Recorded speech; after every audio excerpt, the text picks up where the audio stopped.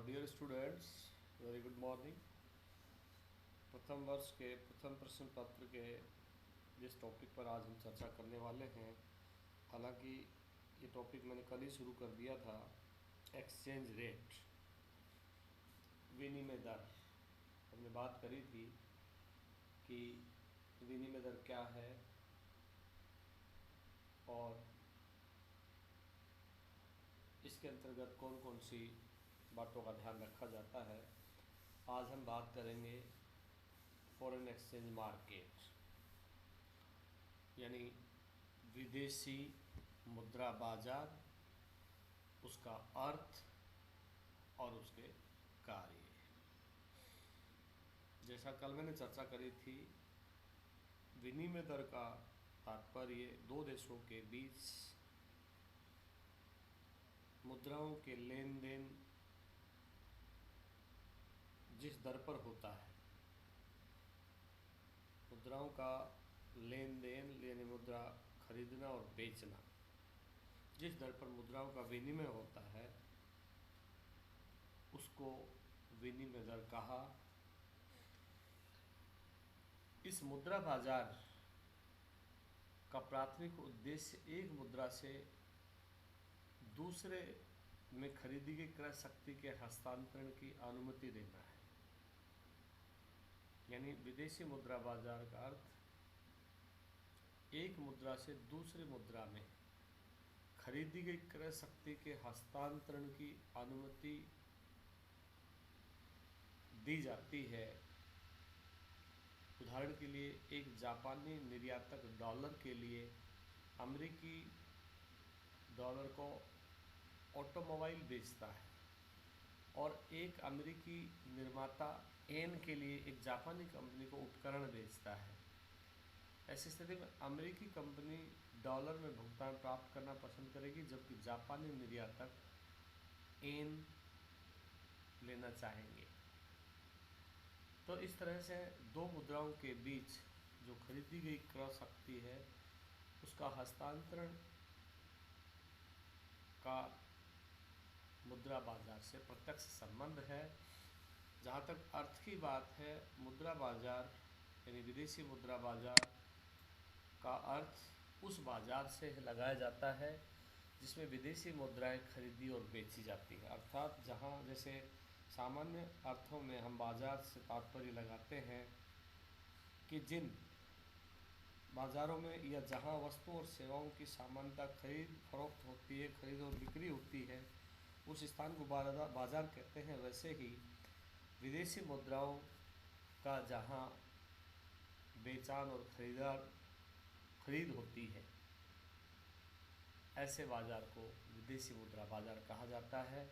खरीदारों और विक्रेताओं में व्यक्ति, फर्म, विदेशी मुद्रा दलाल, वाणिज्य बैंक और केंद्रीय बैंक शामिल होते हैं। यानी विदेशी मुद्रा बाजार में ये स्टेक होल्डर्स होते हैं, इनको मिलाकर के मुद्रा बाजार बनता है, जिसमें विदेशी मुद्राओं के खरीदार और बेचने वाले विक्रेता,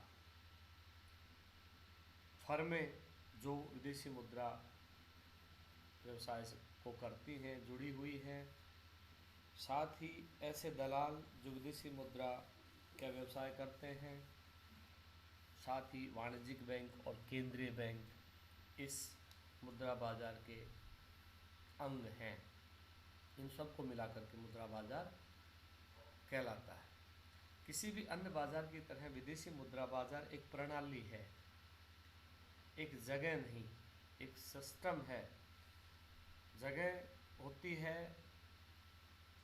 जहाँ फिजिकल गुड्स का लेन देन होता है। क्योंकि मुद्रा का लेन देन फिजिकल रूप से नहीं होकर के अकाउंट या खाते के मार्फत होता है, तो ऐसी स्थिति में इसके लिए कोई स्थान निर्धारित नहीं है। सामान्यतः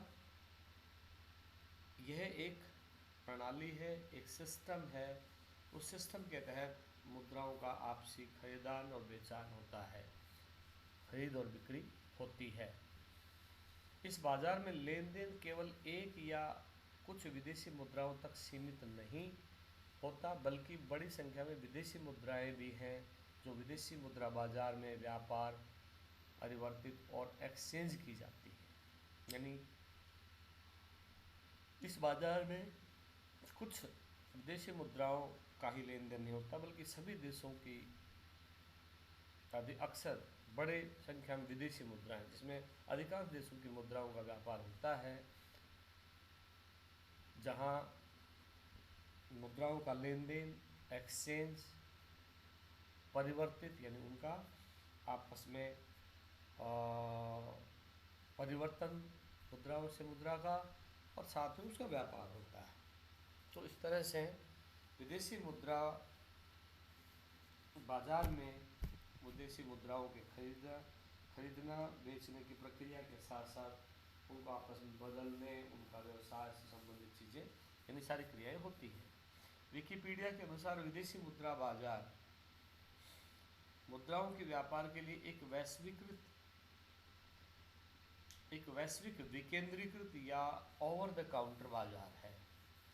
यह बाजार हर मुद्रा के लिए विदेशी विनिमय दरों को निर्धारित करता है। इसमें मौजूद या निर्धारित कीमतों पर मुद्राओं की खरीद, बिक्री और विनिमय के सभी पहलू शामिल हैं। यह एक वैश्विक विकेंद्रीकृत बाजार है जहां मुद्राओं का लेन देन होता है, उनकी मांग और आपूर्ति के अनुसार उनकी कीमतों का निर्धारण होता है, जिसको हम यहाँ विदेशी विनिमय दर के रूप में पढ़ रहे हैं। विदेश उन दरों का निर्धारण होता है जिन दरों पर उन मुद्राओं का लेन देन होता है, उनका विनिमय होता है, और उसके साथ साथ खरीदने और बेचने की प्रक्रिया इसी मुद्रा बाजार का हिस्सा है। मुद्रा बाजार के प्रतिभागियों में जहाँ तक सवाल है, मोटे तौर पे मुद्रा बाजार में ये प्रतिभागी होते हैं, जिसको 5 हिस्सों में बांटा गया है: वाणिज्यिक बैंक, विदेशी मुद्रा दलाल, केंद्रीय बैंक, बहुराष्ट्रीय कंपनियां और छोटे व्यवसाय। जैसा मैंने पहले कहा कि इसमें केंद्रीय बैंक शामिल है, वाणिज्यिक बैंक शामिल हैं, फर्में शामिल हैं, इसके साथ साथ दलाल शामिल है और छोटे व्यवसायी शामिल हैं। जहाँ तक बात वाणिज्यिक बैंकों की आती है तो विदेशी मुद्रा बाजार में प्रमुख भागीदार बड़े वाणिज्यिक बैंक हैं जो बाजार का मूल्य प्रदान करते हैं। दुनिया भर में 100 से 200 बैंक सक्रिय रूप से विदेशी मुद्रा बाजार का हिस्सा है। ये बैंक अपने खुदरा बैंक ग्राहकों की सेवा करते हैं, विदेशी वाणिज्य का संचालन करते हैं या वित्तीय परिसंपत्तियों में अंतर्राष्ट्रीय निवेश करते हैं जिन्हें विदेशी मुद्रा की आवश्यकता होती है। ये हैं वाणिज्यिक बैंक जो विदेशी मुद्रा व्यवसाय से जुड़े हुए विदेशी मुद्रा व्यवसाय करते हैं। ये बैंक यानी ये वाणिज्यिक बैंक 2 स्तरों पर विदेशी मुद्रा बाजार में काम करते हैं। खुदरा स्तर पर वे अपने ग्राहकों, निर्गमों, निर्यातकों और आगे के सौदा तय करने का काम करते हैं। साथ ही थोक स्तर पर विदेशी बैंकों से मिलकर के दलालों के मार्फत मुद्रा का लेन देन करते हैं, एक निष्क्रिय बैंक बाजार बना करके रखते हैं, और इस तरह से ये वाणिज्यिक बैंक विदेशी मुद्रा बाजार में गतिविधि का थोक एक अंतर बैंक थोक बाजार में आयोजित करते हैं, यानी बड़े अंतर्राष्ट्रीय बैंक और दलालों का एक नेटवर्क जो कोई भी बैंक विदेशी मुद्रा बाजार में आता है खरीदारी करने के लिए, तो वह एक साथ दूसरी मुद्रा बेच रहा होता है। कहने का तात्पर्य ये है कि विदेशी मुद्रा बाजार में गतिविधि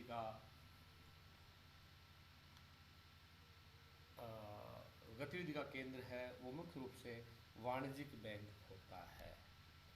और जब कोई भी बैंक इस तरह की गतिविधियों में को अंजाम देता है तो वह विदेशी मुद्रा बाजार के नियमों का पालन का ध्यान रखता है। विदेशी मुद्रा बाजार के जो तौर तरीके हैं उनके नियमों का पालन करता है। एक बैंक जिसने खुद को एक विशेष मुद्रा खरीदने के लिए प्रतिबद्ध किया है, उस मुद्रा में एक लंबी स्थिति के बाद एक अल्पकालिक स्थिति भी आती है, क्योंकि जब बैंक उस मुद्रा की मात्रा को बेचने के लिए प्रतिबद्ध होता है, तो इसे खरीदने के लिए अपनी प्रतिबद्धताओं से आगे बढ़ करके इसके व्यवसाय को करता है। इस तरह से दूसरा जो इसका स्टेक होल्डर है, जो इसका हिस्सा है, वो है विदेशी मुद्रा दलाल। जैसा मैंने पहले चर्चा करी कि विदेशी मुद्रा दलाल भी अंतर्राष्ट्रीय मुद्रा बाजार में सक्रिय रहते हैं। ये मुद्राओं का लेन देन करते हैं, लोगों को विदेशी मुद्राओं उपलब्ध करवाते हैं या एक मुद्रा के बदले दूसरी मुद्रा उपलब्ध कराने का कार्य करते हैं। विदेशी दलाल या विदेशी मुद्रा के दलाल अंतर्राष्ट्रीय स्तर पर सभी मुद्राओं से जुड़े हुए रहते हैं, उनका व्यवसाय की जानकारी रखते हैं और ये ग्राहकों को विनिमय की सुविधा प्रदान करते हैं। ये मुख्य रूप से अंतर्राष्ट्रीय बैंकों द्वारा कंप्यूटरीकृत प्रणालियों जैसे कि विनिमय दरों की जानकारी की बात हो या उसकी विदेशी मुद्रा की उपलब्धता की बात हो, ये सब अपने स्तर पर बैंकों के साथ मिलकर के संपन्न करते हैं। यानी ये गतिविधियां कंप्यूटर के माध्यम से होती हैं और बैंकों के द्वारा जो समय समय पर निर्देश जारी किए जाते हैं, उनका पालन करते हुए दिन प्रतिदिन की विदेशी मुद्रा बाजार की गतिविधियों को संपादित करते हैं। अगला जो स्टेक होल्डर है, जो इसका विदेशी मुद्रा बाजार का जो प्लेयर है, वो है केंद्रीय बैंक। केंद्रीय बैंक जैसा हम जानते हैं कि किसी भी देश का सर्वोच्च बैंक होता है, जो किसी भी देश में विदेशी मुद्राओं के लेन देन से संबंधित नियमों को बनाता है, उनको लागू करवाता है, उनको नियंत्रित करता है और बाजार में आवश्यकता पड़ने पर हस्तक्षेप करता है। साथ ही देश में यह मुद्राओं की विनिमय दरों को संतुलित बनाए रखने का प्रयास करता है और सब तरह की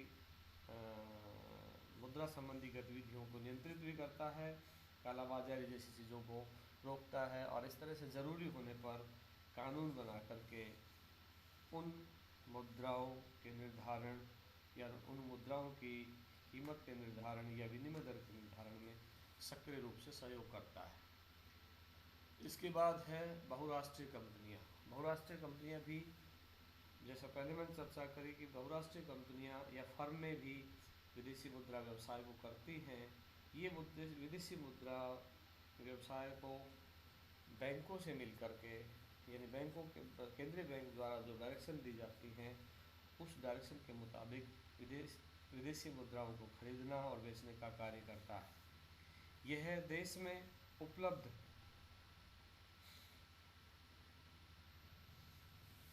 और मुद्रा संबंधी जो स्थिति है, चाहे उसकी मांग की बात हो चाहे उसकी पूर्ति हो, उन सब को ध्यान में रखते हुए और विदेशी मुद्रा बाजार के नियमों का पालन करते हुए लोगों को विनिमय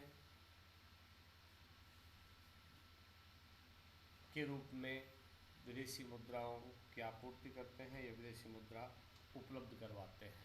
इस तरह से ये मोटे तौर पे बहुराष्ट्रीय कंपनियां भविष्य की तारीखों में विदेशी मुद्राओं में या तो भुगतान करने या भुगतान प्राप्त करने के लिए अनुबंध करती हैं। इस तरह से इनके साथ विदेशी मुद्रा से संबंधित जोखिम भी जुड़ा रहता है। इसके बाद में छोटे व्यवसायी, क्योंकि मुद्रा बाजार से जुड़े हुए कुछ ऐसे व्यवसायी भी होते हैं जो अंतर्राष्ट्रीय मुद्रा बाजार में मुद्राओं के लेन देन का कार्य करते हैं, लोगों को मुद्राएं उपलब्ध करवाते हैं। लेकिन ये सब लोग सरकार या यूँ कहें कि बैंक से अनुमति लेकर के, बैंक से लाइसेंस लेकर के इस व्यवसाय को करते हैं और इस तरह से ये न केवल लोगों को विदेशी मुद्राएं आसानी से उपलब्ध करवाते हैं, बल्कि देश में मुद्रा बाजार के नियमों के पालन में भी महत्वपूर्ण भूमिका निभाते हैं। ये सभी विदेशी मुद्रा लेन देन का कुछ हिस्सा होते हुए भी विदेशी मुद्रा के जोखिम को वहन करते हैं, और इस तरह से ये मुद्रा बाजार के उपयुक्त प्लेयर्स हैं, जो खिलाड़ी हैं या जो इनके स्टेक होल्डर्स हैं या इसके प्रतिभागी हैं, उन सब के द्वारा विदेशी मुद्रा बाजार में मुद्राओं की लेनदारी और देनदारी या खरीदारी और बेचान का कार्य होता है। इस तरह से विदेशी मुद्रा बाजार कार्य करता है। विदेशी मुद्रा बाजार के जो प्रमुख कार्य हैं उनमें मोटे रूप से 3 कार्य होते हैं। पहला स्थानांतरण संबंधी, दूसरा क्रेडिट और तीसरा हेजिंग। स्थानांतरण संबंधी कार्य के अंतर्गत शामिल इस प्रक्रिया में शामिल, इस लेन देन में शामिल सभी देशों के बीच क्रय शक्ति को स्थानांतरित करना होता है। यह कार्य विदेशी मुद्रा, बैंक ड्राफ्ट या टेलीफोनिक ट्रांसफ़र के बिलों जैसे क्रेडिट उपकरणों के माध्यम से किया जाता है। एक हस्तांतरण एक परिसंपत्ति के स्वामित्व में परिवर्तन या एक खाते से दूसरे खाते में धन या परिसंपत्तियों की आवाजाही होती है।